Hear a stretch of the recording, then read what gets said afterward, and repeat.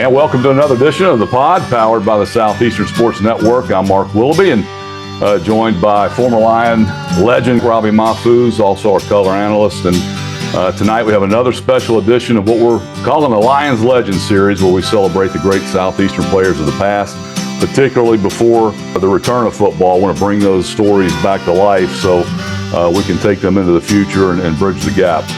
And tonight we're pleased to be joined by one of the most intelligent, intense Lions to ever don the green and gold, and that's former Southeastern linebacker Mark Millet, a 4-year letterman and 3-year starter from 1978 when he first arrived at Southeastern through 1982.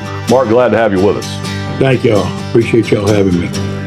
Now, if I'm not mistaken, you're from Crowley, right? Right. Brother played at McNeese, is that right? Right. Brother was a quarterback at McNeese. So how did that come about? How'd you end up at Southeastern? It's a long story, but a very short story in itself. You got to be recruited to go somewhere. And at 5'11", 185 pounds, a linebacker or tight end in high school, I had one offer, and that was at Tyler Junior College in Texas. Wow. And I just had a talk with my dad and one day, and he said, I don't know what you're going to do, but you need to find another school to go to, or you're going to have to reprove yourself in 2 years. And if you go to a 4-year school, you'll have already been there 2 years, and you can see what happens. And, ultimately he was right. And McNeese was very honest with me and, told me, hey, you're too small. And then, of course, they had some, that's when they were going to the Independence Bowl a couple of years. And I had a teammate who signed with him, was a very good football player, linebacker for him, Mike Smith. USL recruited and up to a certain point, and then I never heard from him again. So that ought to tell you that story. So when we played him in '81, I was a very happy human being to leave Lafayette with a win.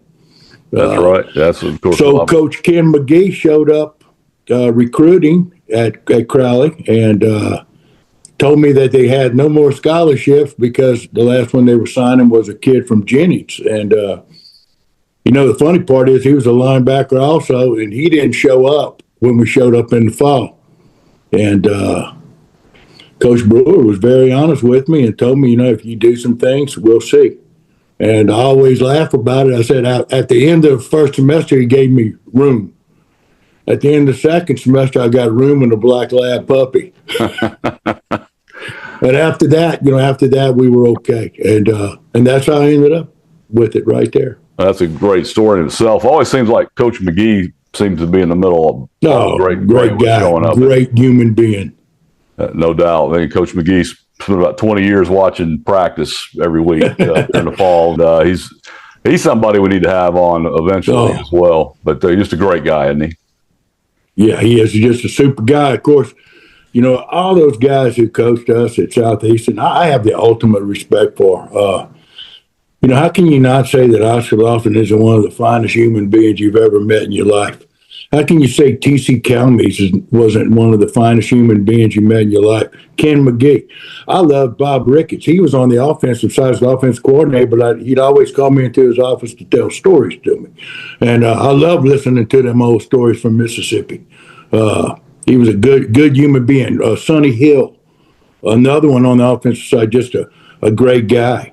Ken Keneally. You had Coach Brewer. Coach Torbush, Coach Youngblood, all those guys, they treated me very good. If somebody ever wants me to say anything bad about Southeastern, they've come to the wrong place. I have nothing bad to say about Hammond or Southeastern, never will. It's hard for anybody to say anything bad about Hammond. I mean, it's home for me, obviously, and Southeastern's it's kind of been my life the last few years as far as doing radio and that sort of thing. But since you brought him up already, I want to go into it. But you talked about Coach Lofton. I know you started under Coach Brewer, but you finished under Coach Lofton your last 3 years. Just what did he mean to you as a player, just as a coach, as I'm sure a father figure and that sort of thing? Just talk about Oscar Lofton, if you would. he was such a good human being when sometimes me or some we're not as good a human beings as we should have been. And he understood. He understood sitting you down and talking to you. He understood taking you and basically coming down to the last second sometimes of teaching you a lesson. And I'm going to tell you, he might have been laid back. He might have been quiet, but there was a toughness about Coach Lofton that a lot of people underestimated. I never did. I think because I had a total trust in him. But I knew that tough man. He had a toughness, something that I just don't think a lot of people realize. Where TC was a little more gruffer, but as fair as he could be. Sometimes I didn't hear from Coach Lofton a lot because he worked with the offense more as a head coach. And where probably Coach Brewer, when I had him, was a little bit more probably on the defensive side and kind of hung out with I say hung out. He probably paid a little bit more attention to details on that side. And but both of them are good people. Hey, I'd ask John the same question week about the difference between playing for Billy and Oscar, and Mark hit the nail on the head there.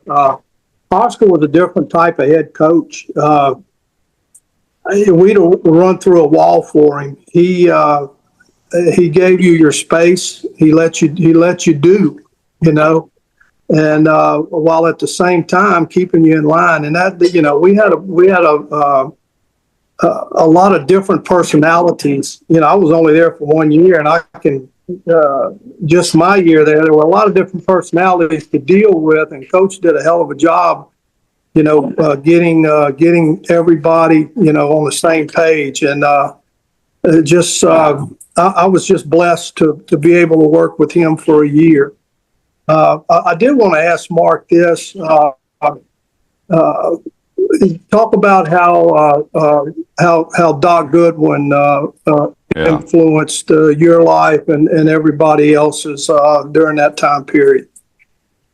I got to tell you, Doc Goodwin had more influence on me at Southeastern than anybody.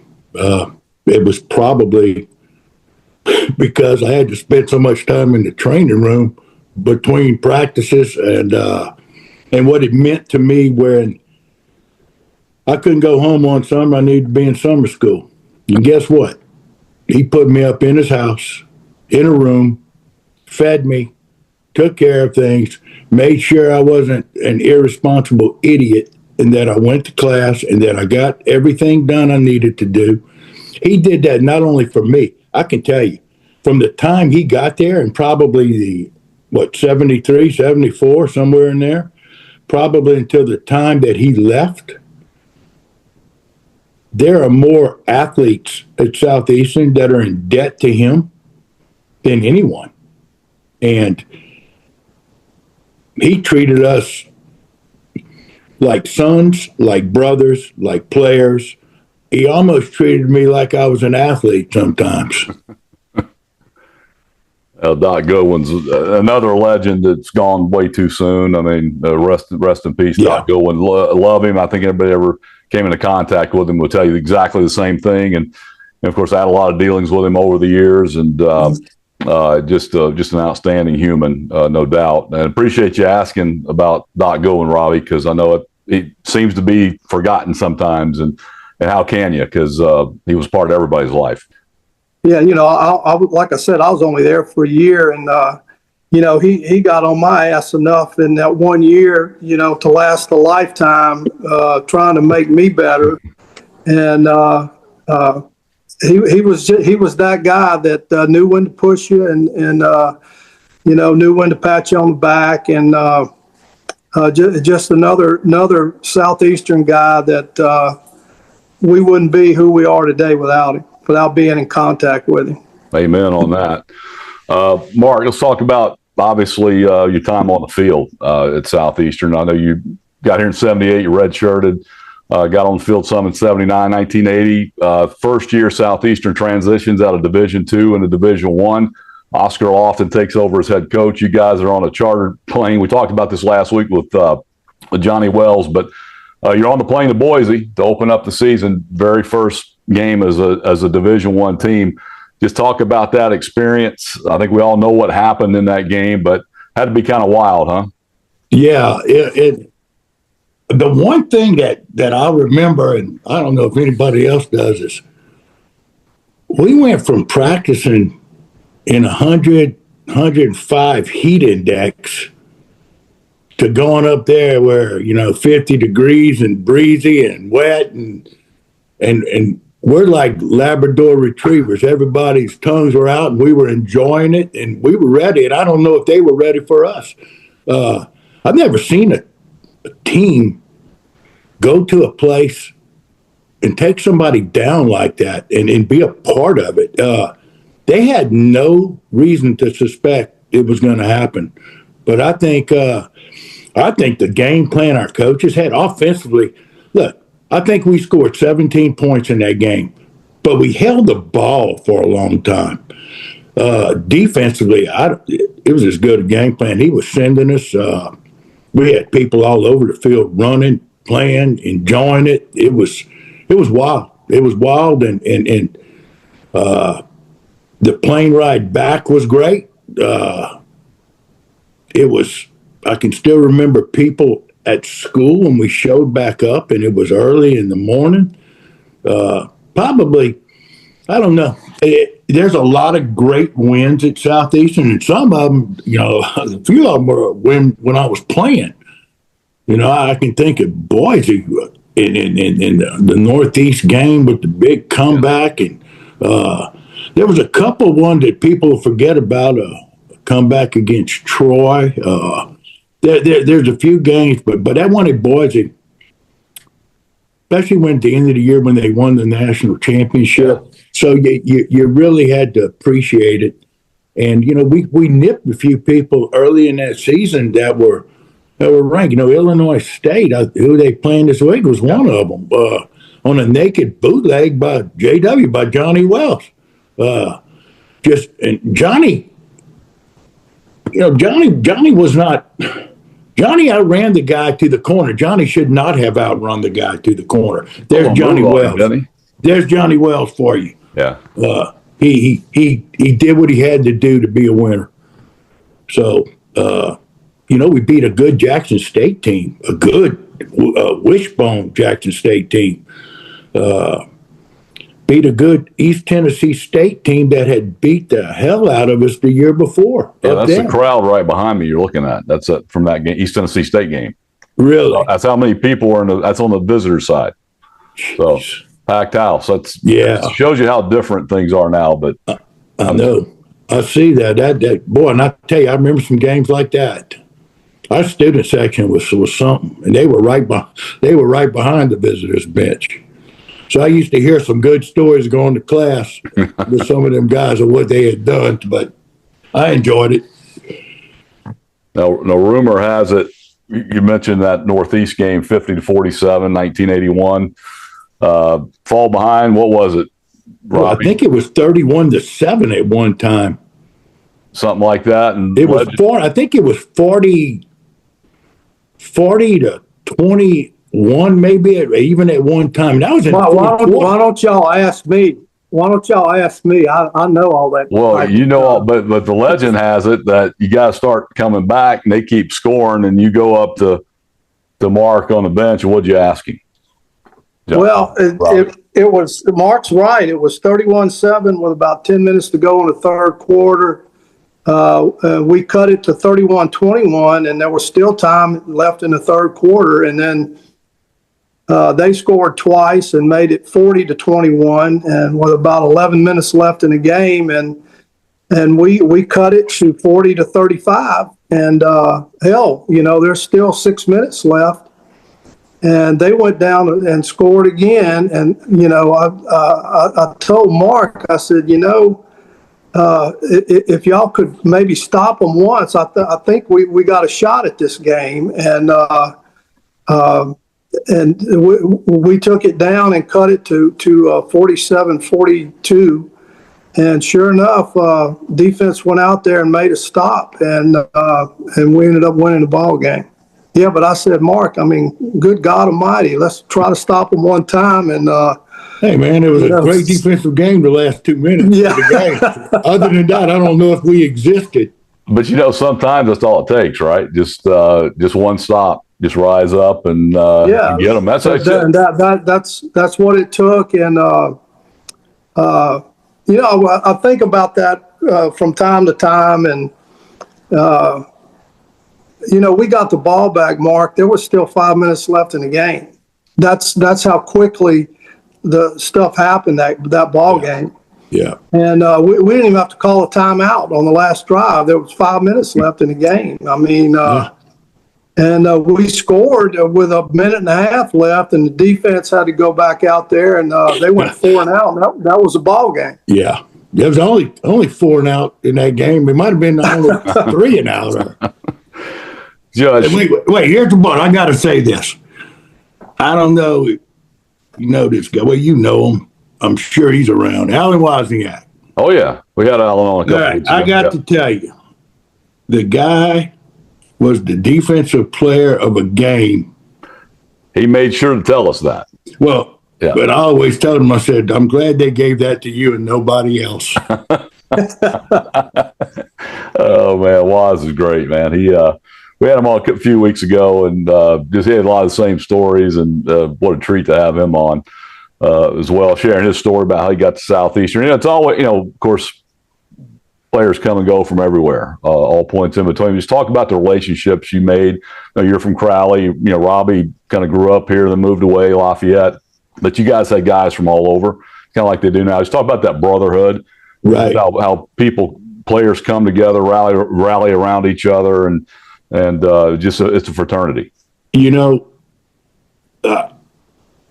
At Southeastern, when I got there, I didn't know a soul. I didn't know one human being. And the thing I'm most proud of is, 5 years down the line, where you are, and with people that you really didn't know at the beginning.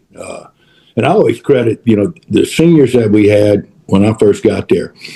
I had a couple of them that were very good to me, man. Bobby Morse, Arnold Scheck-Snyder, Mike Lemon, they were good. They were good guys. Just when nobody's talking to you because you're on the scout team, and sometimes you got to do things and they don't like it because you got to make a name for yourself, and so they don't talk to you or they shun you or whatever. But those guys, they didn't, and we had some really good football players then, and I think our DBs the whole time I was there, from the time loaded, huh? I got there to the time I left, I could list them. I could list 12 of them, and probably 5 or 6 of them had a shot in the NFL. Talk about them. That's the reason we do this. We bring those I'm going to tell you, when I first got there, Bobby Morse, Donald Dykes, Herman Colley, Anthony Vereen. They had a guy named Foggy Bryant, Richard Bryant, called him Foggy. He was a blind cornerback. That's how I always put it. Cedric Patton. You had John Farlow, Armando Whitlock, man. He came in with me. I mean, that guy strokey. John Farlow from Denham Springs. Kurt Griffin from Plaquemine. Mm-hmm. That guy got drafted in baseball and also went to a camp in football. He was a hell of an athlete. He could run like a deer. Mm-hmm. They also had a couple of guys that when I was leaving, they were freshmen, with Tim Whaley and Kershal Bird. 2 guys from Dothan High School. They were good guys. They were really, David McGee was a guy who could run from Franklinton. The DBs. The linebackers I came in with, were Mark Stubbs and Furman Gaucher. They were very good, just good guys, good teachers. Eddie Gibson. People forget about Eddie Gibb. Mm-hmm. Russell Schmidt. They came later. Ray Henderson. I mean, these guys. Joe English, you mentioned off the air. Yeah, I don't mind telling you, and I'm not too proud to say it, but I don't know if I play it down if all these guys stay healthy the whole time they're at Southeastern. And I'm serious. I'm serious as a heart attack. You had Ray Henderson at 6'2", 6'3", 230. Russell Schmidt, at 220. Gip. Some of these guys had knee injuries coming back off the things. All of a sudden, you have an opportunity, and you're just trying to get in there, and things happen good for you, but it's not good for them. And they were good friends. But I'll say this: all those guys were probably much better products of what people were looking for. And I think I coached for 30-some years. So they probably better looking products of what a coach would be looking for than I would have been. I promise you. Well, you were good enough to be the team captain. I know that. So I guess you and Ronnie Doyle back in the day. Yeah. So obviously there was a lot of respect for you and your leadership. Well, I appreciate it. We tried to do what we could do, and I had more fun at that place than any time in my life. I had a great time. There's nothing I would trade for it.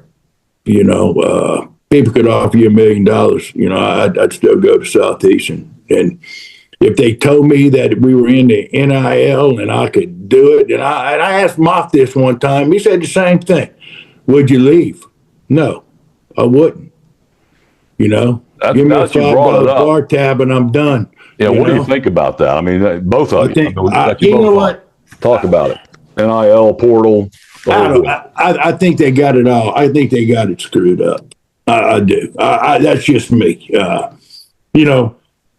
I can remember my brother when he went to McNeese. He got laundry money. He got, I think, $15 a month. Ooh. Yeah. And like he said, that $15 never went to anybody's laundry. I promise you. But I don't like the transfer. I don't think anybody. I can't imagine going to 5-6 places in 5 or 6 years. Where's the camaraderie? Where's the team? What happened to athletic dormitories? Where you lived together, where you had football in one floor, baseball in another, basketball, where you saw those guys and you went to their games. You went to baseball games. You went to basketball games. You knew everybody. Some guys were dual sport athletes, and what happened to all that? But everybody leaves.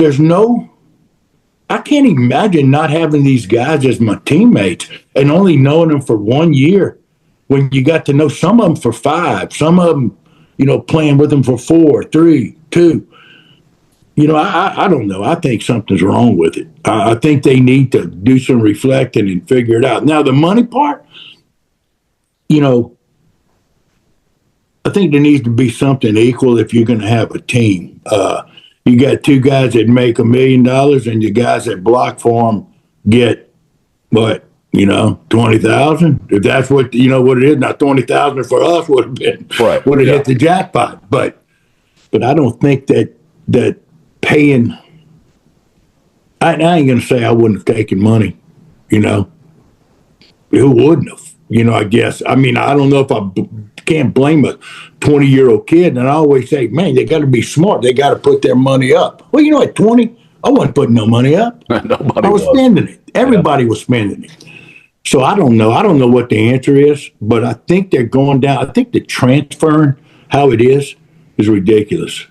You can't even pull for a team. You can't even look at a team and say, hey, I remember that guy when he was at Miami. Now he's at Florida State, and now he's at Virginia Tech, and now he's over here. And that's 4 years in a row. I was so happy when Tulane beat Duke this year because the quarterback from Tulane went to Duke. Yeah. And they played. You know what?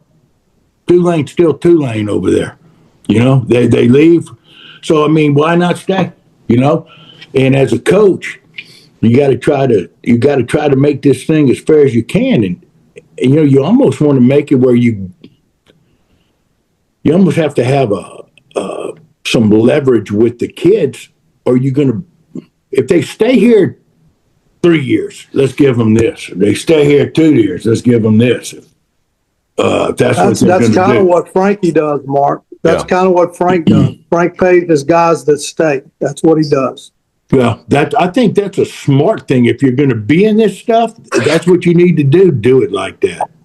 Well, think about this team we have now: Caleb Proctor, KK Reno, guys like that who started out here, had a chance to leave. I know back in 22, after the 22 season, you had 8 guys leave. They weren't ready for it, and it kind of caught up to them.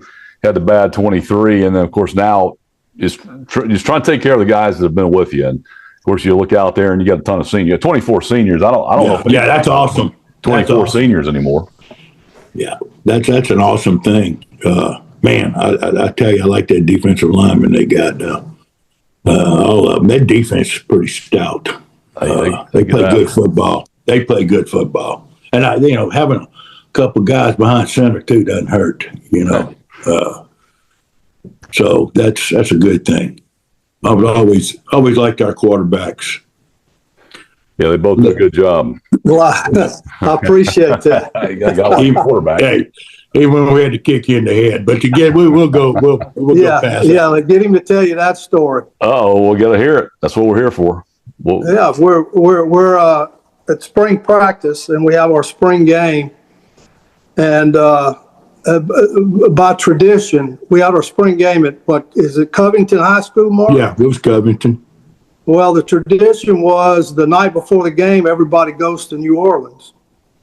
And I didn't go. I mean, I ain't got but 1 year, and I said, I'm not going. We got a game tomorrow. So everybody shows up at the game and not in a very good disposition. And anyway, we're scrimmaging, and I take off on a scramble, and of course, I find the nearest boundary, and Millet's about to come, tackle me, and I go out of bounds and slide, and he tries to kick me in the head because I didn't let him hit me. And I think they dressed him down a little bit, for doing that. But, that's how we played at that point. I do want to say this about Mark. When I got there, I was like him. I didn't know. I knew Greg Damiano. I went to school with him in grade school. I didn't know anybody, and I get over there and get out of my car, and he's the first guy that comes up to me, and he says, "Are you Mahfouz?" And I said, "Yeah." And he introduced himself, told me he was from Crowley. He knew I was from Lafayette, and told me he played linebacker, which, after looking him up and down, I said, well, if you say so. But anyway, I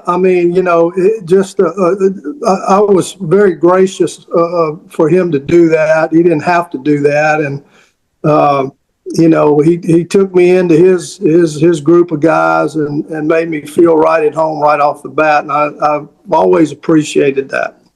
Yeah. Yeah, we didn't have many people from that side of the Mississippi River on the Southeastern, and you were the second one to come after Jeff Coates had left, and there was nobody else. Yeah. So I figured I'd have to have a ride home sooner or later. Yeah. Ulterior motive, huh? That's great. That's a good story. Well, Mark, tell everybody what you're doing now. Since I know a lot of the players know that you keep in contact with, but Southeastern fans that watch this, that followed your career back then, what's going on with you now? Well, I retired from coaching. I coached the last school I coached at was Vanderbilt Catholic in Houma. Oh yeah, and I was gonna step away and go out for good, but I was offered a job as a PE teacher, no coaching, going back into the public school because there was a critical shortage. Yeah. Where you have your retirement and you go back and I'm teaching pre-K through fifth grade PE, so it's a little bit different than what I'm used to. I really don't scream as much, or there's not a whole lot to do. I laugh a lot more. I know that. It's pretty enjoyable. It's the first time in my career, I guess, that I remember going home and telling my wife, I've never barbecued on a Wednesday during football season after school. And there I am, flipping some burgers on the pit, and it's just a different animal. But sometimes I miss it, but there's a lot of times, most of the time, we spend a lot of time away from our families, spend a lot of time away from our children, and a lot of years on the road too, doing a lot of things. And I think I got a couple more years of doing this, and then I'll step away and I'll be done. It'll be just vacation then. That's awesome. Good stuff. You got anything else you want to share? Well, sign off? I would like to tell you, the guys that I played with, the respect I had for them, the respect I had for,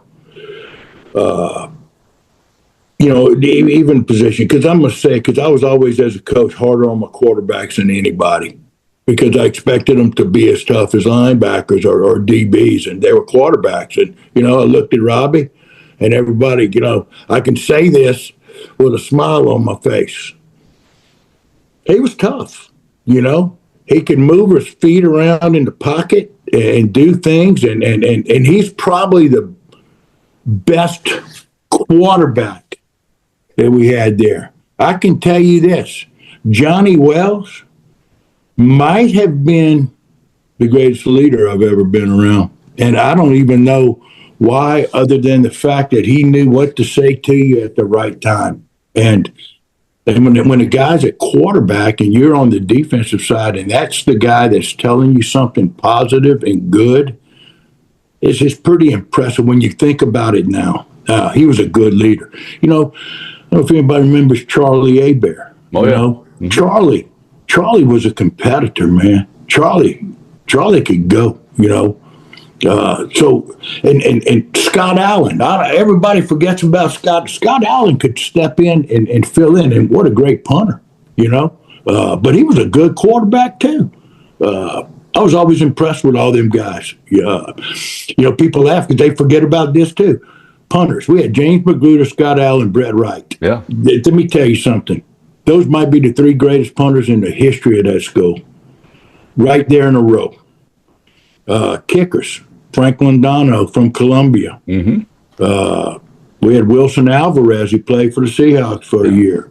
He was from Venezuela? Bolivia or somewhere like Bolivia. that. Yeah. There it is, Bolivia. And then we had Mark Fritcher. Just the skill for those positions. People forget about special teams. Special teams you can't forget about it. You lose games with special teams. You win games with special teams. When it's all even, special teams are going to be the deciding factor. So you better have what you have. And I think that's one thing I see Southeastern. I think they have good special teams. Yeah. And that impresses me that somebody cares enough about that. You watch it. You watch some teams. They're not very good on special teams, some of them. And I don't know why, because, you're in college. You're playing this game. Do it. And I was always that guy that said, hey, all you do is kick. So make it. All you do is punt. Boom it. Put it down at the 1. And, if they didn't, I guess you had something to say to them. But we had such good ones that it was impressive. It was impressive now when I think back on it. But it was a good time.